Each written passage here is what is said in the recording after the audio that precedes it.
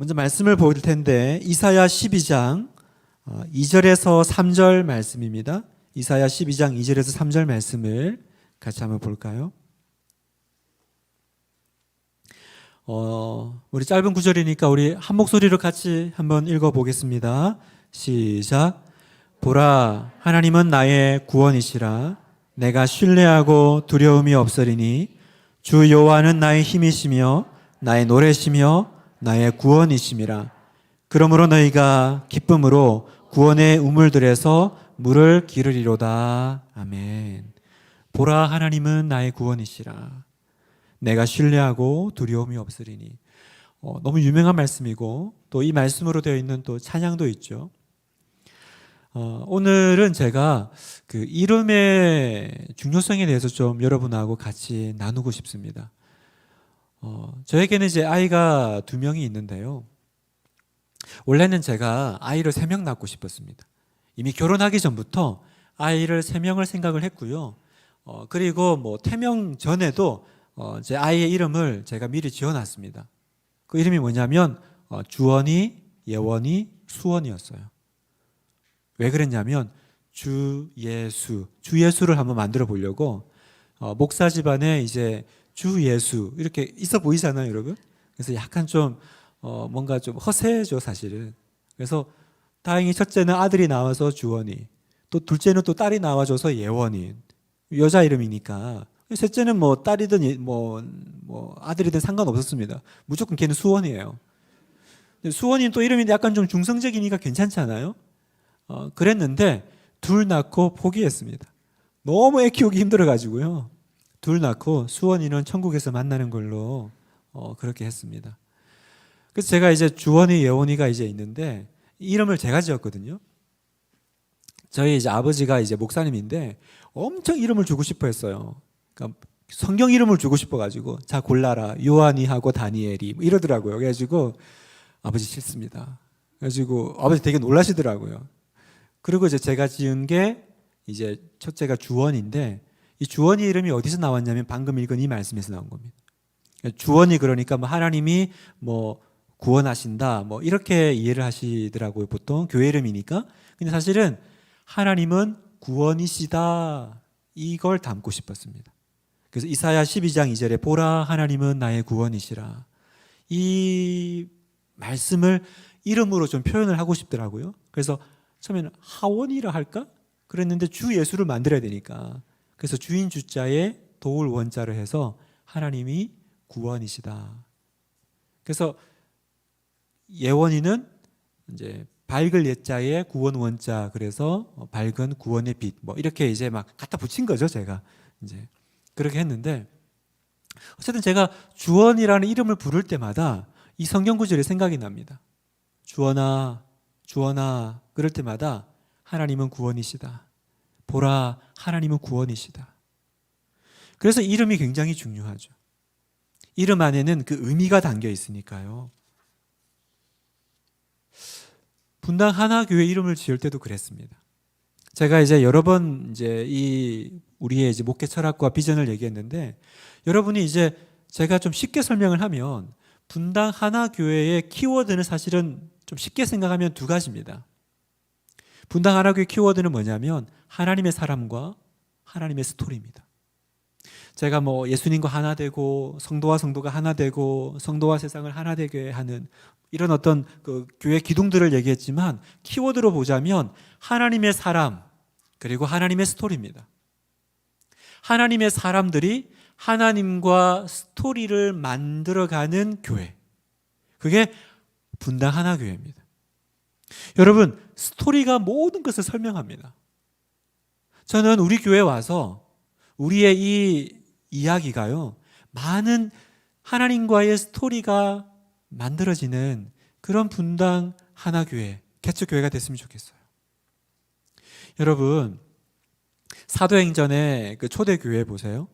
여러분, 사도행전의 초대교회 그냥 상황으로만 보면 굉장히 시험이 많은 교회예요. 그죠? 굉장히 시험이 많은 교회입니다. 뭐 헌금하다가 사람이 죽어나가고 뭐 박해가 일어나고 나중에는 이제 뿔뿔이 흩어지기도 하고, 그래서 우리가 사도행전의 초대교회를 되게 불쌍하게 보죠. 아, 정말 힘들었겠다. 어려웠겠다. 그 로마 그 핍박 시대에 얼마나 교회가 힘들었을까? 아닙니다. 열이면 열 다 교회를 세우면요, 사도행전의 초대교회 같이 되고 싶어 합니다. 왜요? 초대교회를 설명하는 키워드는 시험이 아니거든요. 하나님의 사람들의 하나님의 스토리거든요. 여러분 이해되시죠? 여러분, 초대교회의 그 중심에는 뭐가 있냐? 시험이 많은 교회가 아닙니다. 부흥의 요소들이 많은 교회입니다. 왜요? 그건 나중에 스토리로 하나님의 역사로 다 꿰어지기 때문에 그렇습니다. 우리가 이제 개척을 하고 우리가 이제 뭔가를 시작하면 뭔가 다 부족할 겁니다. 시험거리도 많을 거고요. 불평거리도 많을 겁니다. 마치 이스라엘 백성들이 가나안을 가기 위해서 광야를 통과할 때 매일매일이 시험거리죠. 그죠? 매일매일이. 그런데 여러분, 그 출애굽 그때만큼 하나님의 기적을 눈앞에서 많이 봤던 시대가 있습니까? 그 시대만큼 익사이팅하고 다이나믹했던 시대가 있습니까? 무슨 말씀인지 아시겠어요? 똑같은 일이 일어나는데 그걸 오늘도 힘들어, 오늘도 고난이 많아, 오늘도 먹을 것이 없어, 그런 눈으로 바라보느냐, 아니면 하나님이 역사하시는 하나님의 부흥의 요소들이 풍성한 시간과 시대로 바라보느냐. 출애굽 시대도 그랬고 사도행전의 초대교회도 그랬습니다. 분당 하나교회도 우리가 풀어낼 때요, 이걸 시험이 많은 교회, 어려움이 많은 교회, 뭔가 부족한 교회가 아니라 하나님이 끼어드실 수 있는 자리가 많은 교회, 시험이 아니라 부흥거리가 많은 교회, 그죠? 기도할 거리가 많은 교회. 여러분의 삶도 그렇습니다. 여러분, 어떤 스토리가, 어떤 소설이요, 아침에 눈 떴다, 아침밥 먹고 학교 갔다, 별일 없었다, 잠 잤다. 아침에 눈 떴다, 아침밥 먹었다, 학교 갔다, 별일 없었다. 평온하죠? 평안한 삶입니다. 여러분, 그 평안한 삶의 스토리가 대박난 영화가 있습니까? 그런 이야기를 읽고 싶어하는 사람들이 있습니까? 어떤 이야기가, 어떤 스토리가 흔히 애들 말로 이렇게 한번 대박을 치려면요, 얼마나 그 안에 많은, 그죠? 위험 요소들과 얼마나 많은 사건들이 벌어집니까? 그러나 합력의 선을 이룰 수 있다면 그 스토리는 정말 역대급 영화가 되는 것이고 책이 되는 거 아니겠습니까? 우리들의 삶이 이 편으로 한번 보면 매일매일이 고난입니다. 매일매일이 시험거리고, 그러나 하나님의 이 편으로 보면 하나님의 사람들이 하나님의 스토리를 만들어가는 자리가 될 것입니다. 지금은 새로운 이야기가 필요한 시대입니다. 분당 우리 교회의 2.0이 분당 하나교회에서 이어져 가기를 꿈꾸고 있습니다. 혼잡스럽고 어지러운 시대가 아닙니다, 여러분. 잘 모르겠어요. 요즘 뭐 이렇게 마음도 안 잡히고 복잡하고, 교회에서는 결정하라 그러는데 결정하기도 쉽지도 않고, 너무 하여튼 요즘 어려워요. 그런 분들도 많이 듣습니다. 이해가 됩니다. 그러나 여러분, 실제로는 그렇지가 않아요. 실제로는요, 여러분, 우리는 지금 부흥의 시대를 살고 있습니다. 여러분은 지금 부흥의 한복판에 계십니다. 왜 그런 줄 아세요? 이렇게 교회가 많이 탄생하는데 어떻게 부흥의 시대가 아닙니까, 여러분? 한 개의 교회도 아니고 두 개의 교회도 아니고 지금 29개의 교회가 동시에 태어나는 이 시대를 어떻게 여러분 우리가 부흥의 시대가 아니라고 말하겠습니까? 제가 꿈 얘기 하나 할까요? 예전에 제가 우리 교회에서요, 안 할랍니다. 혹시 또 이게 잘못 꿈 신비주의 목사 이럴까 봐 제가 다음에 영상 꺼지면 따로 하도록 하겠습니다. 자, 그래서 그 하나님의 역사를 이어가고 싶은데요. 근데 중요한 포인트가 하나 있습니다. 하나님의 그 스토리는요, 어느 한 꼭지를 넘어야 시작됩니다. 이야기를 트는 수도꼭지가 있어요. 그게 뭔지 아세요, 여러분? 바로 순종입니다. 순종하지 않으면요, 하나님의 이야기가 시작되지가 않아요. 여러분 지금 우리가 아브라함 이야기 목사님께 설교 듣고 있잖아요. 말씀 듣고 있잖아요. 여러분 아브라함이 창세기 12장에서 나타나는데 성경을 보면 원래 아브라함은 창세기 12장 전부터 살고 있었던 사람입니다. 그런데 성경에 나타나는 것은 창세기 12장부터 나타나요. 그 변곡점이 뭘까요? 분기점이 뭘까요? 내 본토 친척 아비 집을 떠나 내가 내게 보여줄 땅으로 가라. 거기에 순종했더니 갑자기 아브라함이 창세기 12장에서 벌떡 나타나는 겁니다. 하나님의 스토리는요, 어떤 인생에 어떤 교회에 나타납니까? 순종하는 자리에서 나타나요. 아브라함이 순종하지 않았으면요, 아브라함은 창세기 12장에도 안 나타나고 20장에도 안 나타나고 안 나타났을 겁니다. 언제 나타났을까요? 내 본토 친척 아비 집을 떠나 거기에 순종하는 그때 나타나는 겁니다. 여러분 오늘 우리에게 필요한 건 순종이에요. 죄송한 말씀이지만 아직도 하나님의 뜻을 잘 모르겠습니까? 내가 남아야 될지 가야 될지 막 잘 몰라서 제가 결정을 못 하겠어요. 이러시는 분들이 있어요. 하나님이 진짜 얘기 안 했습니까? 지난 10년 동안 얘기했으면 그만해도 되는 거 아닐까요, 여러분? 최근 1년 동안 오죽 얘기했습니까? 하나님이 얘기 안 하셨나요? 아니, 얘기하셨어요. 계속 얘기하셨어요. 다만 내가 순종하고 싶지가 않은 거지.